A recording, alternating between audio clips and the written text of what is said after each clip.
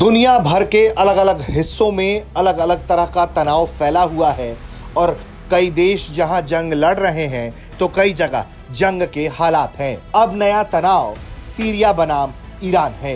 जी हां, सीरिया और ईरान एक दूसरे के आमने सामने है और ये जंग शिया बनाम सुन्नी की तरफ बढ़ती हुई दिखाई दे रही है, क्योंकि जब तक असद की सरकार थी सीरिया ईरान का दोस्त हुआ करता था। ईरान अपना जान निछावर सीरिया पर किया करता था, लेकिन जैसे ही असद की सरकार की तख्तापलट हुई, असद ने सीरिया छोड़ा और दूसरे विरोधी गुट ने सीरिया पर अपनी कमान संभाली, या यूं कहे कि सुन्नी गुट ने सीरिया पर कमान संभाल ली। उसके बाद से ही तेहरान और सीरिया के बीच में जबरदस्त तनाव है।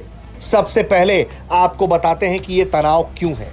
ईरान के सुप्रीम लीडर खमेनी ने एक बयान दिया। बयान में वो कहते हैं कि मुझे लगता है कि सीरिया में एक बेहद मजबूत आंदोलन होने वाला है, क्योंकि सीरिया के युवाओं के पास अब कुछ भी खोने के लिए नहीं बचा है। खमेनी कहते हैं कि स्कूल, यूनिवर्सिटी, घर, सड़कें सब कुछ असुरक्षित हैं। ऐसे में लोगों को इन असुरक्षाओं के खिलाफ मजबूती से खड़ा रहना पड़ेगा और इससे अपने आप को उभारना होगा।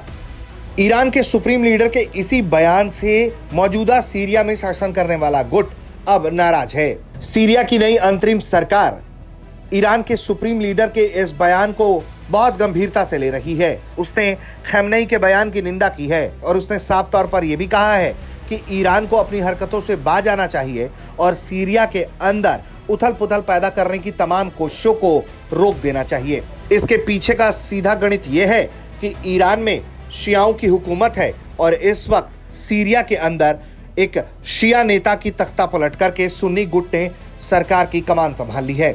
अब इसी के बाद सीरिया की तरफ से कहा गया है ईरान सीरिया के लोगों और उसकी अखंडता का ख्याल रखे।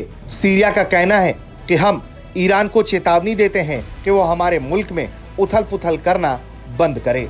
वहीं इसके पहले सीरिया के नए नेता अहमद अल शारा ने साफ तौर पर यह कहा था कि जिस तरह से विद्रोही गुटों ने यह कामयाबी हासिल की है, उसने ईरान के प्रोजेक्ट को हमारे क्षेत्र में 40 साल पीछे धकेल दिया है। इसके अलावा उन्होंने ये भी कहा कि ईरानी सेना का यहाँ से हटना ये बताता है कि सीरिया में अब ईरानी हस्तक्षेप नहीं चलेगा और यही हमारे देश हित में है। इसके साथ ही उन्होंने ये भी कहा कि हमने थोड़े से नुकसान के साथ वो सब पा लिया जो राजनयिक और बाहरी दबाव के जरिए नहीं किया जा सका था। दरअसल ईरान लगातार असद का समर्थक रहा। असद के बचाव में लगातार ईरान लड़ाई लड़ता रहा और यही वजह है कि सीरिया में 13 सालों से चले आ रहे इस गृह युद्ध में लगातार असद की सरकार के बचाव में ईरान खड़ा दिखाई दिया। वहीं असद भी पूरी तरह से ईरान के साथ खड़े दिखाई देते थे, लेकिन जैसे ही अब असद का तख्तापलट करके सुन्नी गुट सीरिया में हावी हुआ है, उसके बाद रिश्तों में ईरान के साथ तकरार दिखाई दे रही है और माना यह जा रहा है कि यह तनाव बढ़ा तो हालात कुछ भी हो सकते हैं। ब्यूरो रिपोर्ट, भारत तक।